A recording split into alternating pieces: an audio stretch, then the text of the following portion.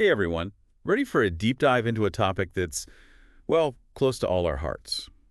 Lately, I've been itching to see what's making waves in the romance world, what's got everyone swooning. And what better way to gauge the romantic heartbeat than by looking at what people are actually reading? Exactly. So we're doing a deep dive into Penguin Random House's the top trending romance books right now. This list is straight from the readers themselves, no critics involved, just pure data-driven romance. Which is fascinating, right? It's a real pulse on what's resonating on a larger scale. It's like peeking into the collective soul of romance readers everywhere. Now, we could spend hours unpacking all 8 books, but for the sake of time, we've picked out a few gems that really embody the hottest trends. And let me tell you, there are some seriously delightful themes bubbling up. One that immediately caught my eye is that whole second chance romance, especially with a partner you thought you knew, like really knew. Oh, tell me about it. It's like that familiarity breeds, well, thing, but in reverse. Like Yeah. in Do I Know You, where a couple on their anniversary trip has to basically pretend to be strangers to, like, rekindle that spark. The stakes are high. No kidding. But it does make you wonder, right? Does this trend point to some kind of underlying anxiety about long-term relationships? Like, are we all secretly worried that comfortable familiarity can sometimes eclipse that initial spark? You've hit on something there. It's almost like through these characters, readers are giving themselves permission to rediscover that lost magic, even if it's just within the pages of a book. To reignite the flame, so to speak. And speaking of shaking things up, the Davenports definitely caught my eye. Historical romance, always a classic. Always a hit. But this one's got a really interesting twist. It revolves around a wealthy black family in the early 1900s. And that's so important because it speaks to this growing demand for diversity in the romance world. Readers want to see themselves reflected in these stories, and the Davenports is a fantastic example of that. It's not just about a different time period. It's about bringing these untold stories to the forefront. Okay, get ready for this one. Nora goes off script. It's about a romance screenwriter whose life basically turns into a rom-com when, wait for it, a famous actor is cast as her ex. Talk about meta. Right. It's like art imitating life, but with a dash of Hollywood magic thrown in. It's that self-awareness that I find so fascinating. Like, we're acknowledging the tropes, we're in on the joke, but we still want that emotional roller coaster. Oh, absolutely. We want to be swept away. And while we're on the topic of blurred lines, The Man I Never Met takes that classic misconnection trope, that heart-fluttering moment of what if, and gives it a modern digital twist. Falling for someone through texts and video calls. Exactly. Which makes you think, doesn't it? How is technology shaping the way we experience romance these days? Is it a blessing or a curse? Or maybe a bit of both. Probably a bit of both. That line between fantasy and reality online can get awfully blurry, especially when it comes to matters of the heart. No doubt. And speaking of unexpected connections, another trend that seems to be cropping up is the fake relationship trope. Where two people pretend to be a couple for whatever reason, and then, well, you can probably guess the rest. Oh, I can. And we see this playing out in books like Rules of Engagement and Happy Place, Yeah. both of which are on fire right now.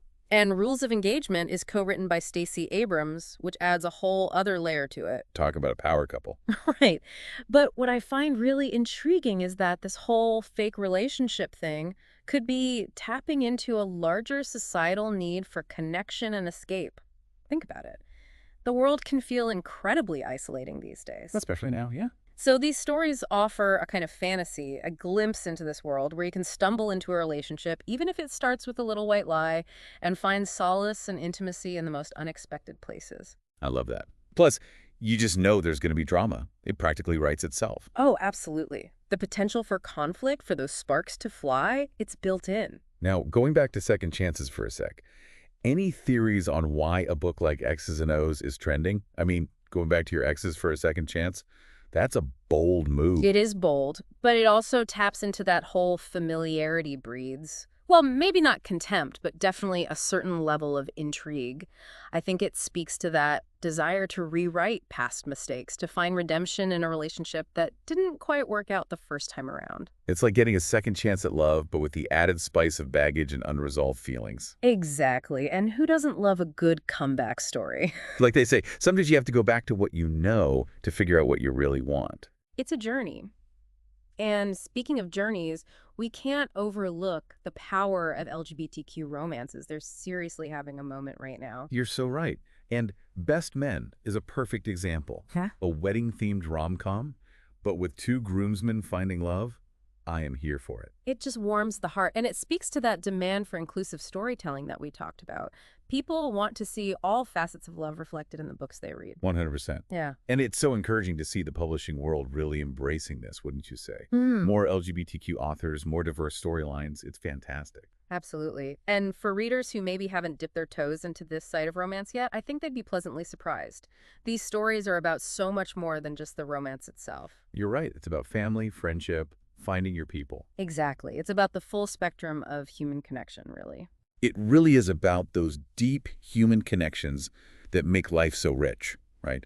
Whether it's romantic love, family bonds, or those ride-or-die friendships, it's all connected. It really is. It's about that tapestry of relationships that makes us who we are. And, speaking of stories that stay with you, there are a couple other intriguing titles on this list that we haven't even touched on yet. Like The Spanish Daughter by Karen Hawkins sounds absolutely captivating. It's a historical romance set in Cuba and New Orleans. Okay, stop right there. That setting alone is enough to pique my interest, Cuba and New Orleans. Sign me up. What's the story about? So it centers around this woman who's trying to save her family's rum business. Ooh, there's always something alluring about a family business, isn't there? Especially when it involves rum.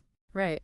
And of course, there's a bit of romance woven in there as well. You can't have a good romance novel without a little love story. It's practically a law of nature at this point. Hmm. Sounds like a fascinating blend of history, intrigue, and romance.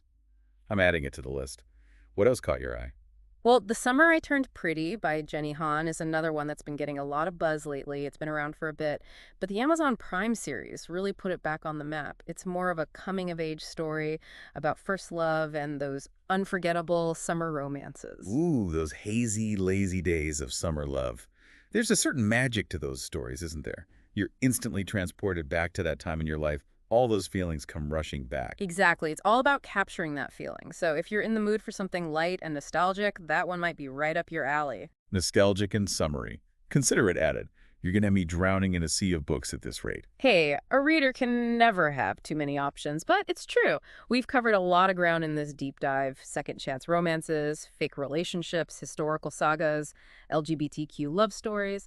It's clear that the world of romance is bursting with creativity. It really is. Hmm. And it just goes to show that no matter what's happening in the world, people are always going to crave stories about love and connection. It's a universal language, really. Absolutely. And what I find so fascinating is how these trends we've been talking about, they don't just appear out of thin air, right? There's a reason certain books and themes resonate with readers, and a lot of it has to do with these algorithms you mentioned earlier. It makes you wonder how much of what we end up reading is influenced by these behind-the-scenes forces. That's such a good point. Are we drawn to certain tropes and storylines because they genuinely speak to us, or because an algorithm somewhere has decided that we'll like them? It's like a real-life version of one of those fake relationship plots. Are we falling for it without even realizing? Right. It makes you think about the whole nature of choice and influence in this digital age. It really does. And, I think that's a perfect place to leave our listeners with something to ponder. How much of our reading life is shaped by these invisible forces, and is that a good thing, a bad thing, or somewhere in between? It's a question worth asking. It definitely is. So, to everyone listening, we hope this deep dive has not only given you a taste of the most tantalizing trends in the romance world, but also sparked some bigger questions about how we discover and connect with the stories that shape our lives. Happy reading, everyone.